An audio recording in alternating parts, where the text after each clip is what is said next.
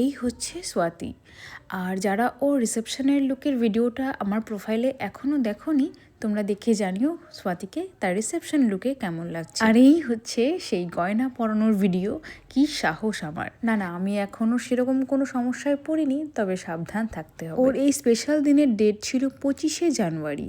সেই দিন ওর time slot ছিল 2টো থেকে, আর ও 1:30টার সময় আমাকে ফোন করে বলে, দিদি আমি কিন্তু রেডি, তুমি খুব তাড়াতাড়ি চলে এসো। ব্রাইডরা যদি এইভাবে টাইম মেনটেন করে বসে তাহলে মেকআপ লুকগুলো আরও সুন্দর হয়। স্বাতীর মেকআপ লুকটাও আমি অনেকটা সময় নিয়ে ধৈর্য ধরে করতে পেরেছিলাম। সাধারণত আমি ব্রাইডদের লেন্স পরতে রেকমেন্ড করি না, কিন্তু স্বাতী নিজে একজন মেকআপ আর্টিস্ট, তো সে জানে যে কি করে পরতে হয়, সে জানে কি করে লেন্সটাকে খুলতে হয় বা ক্যারি করতে হয়। আর মেকআপের ব্যাপারে ক্লায়েন্ট আমাকে বলে দিয়েছিল, দিদি আমি ওপেন হেয়ার চাই, আর মেকআপটা আমাকে আমার মতনই রেখো, আমাকে বেশি মেকআপ করলে ভালো লাগে না, তো তুমি সেইভাবেই আমাকে সাজিয়ে দাও। আর আমি চেষ্টা করেছি যাতে ওকে ওর মতন রাখা যায়, বাট অবশ্যই সেটা একটা স্পেশাল দিন, যেন অবশ্যই একটু স্পেশাল লাগে। ফেস স্ট্রাকচারটা লম্বা হওয়ার জন্য ফেসে কিন্তু এক্সট্রাভাবে আমি কোনো শার্প কন্ট্রোল করিনি, আর হেয়ারেও কোনো বাউন্স ক্রিয়েট করিনি।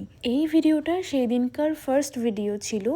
আমি এর আগে কি করে মেকআপ করেছি, কি প্রোডাক্ট ইউজ করেছি, কোনো রেকর্ডিং নিতে পারিনি, কারণ আমি পুরো টাইমটাই ওর মেকআপ লুকে দিতে চেয়েছিলাম। আমার সেকেন্ড লোকেশনে যেতে হতো, আর আমার কাছে টাইম খুব লিমিটেড ছিল, আর সেই দিন আমি একা ছিলাম। তো এতগুলো কারণের জন্য আমি এর আগে আর ভিডিও রেকর্ডিংয়ের কথা ভাবিও নি।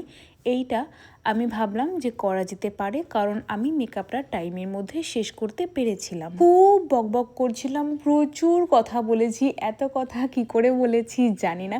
মেবি ক্লায়েন্ট আমাকে খুব সাপোর্ট করছিল, সেও খুব অনেক কিছু বলছিল। অ্যাকচুয়ালি সে আমার পূর্ব পরিচিত, তো যত যা কথা মোটামুটিভাবে জমানো ছিল সব রকম কথা গল্প করতে করতে কাজটা করেছি। খুব মজা হয়েছে, দারুণ লুক এসেছে। এইবার তোমরা জানাবে যে মেকআপ লুকটা তোমাদের কেমন। ক্লায়েন্টের রিভিউটা অন্য একটা ভিডিওতে শেয়ার করব।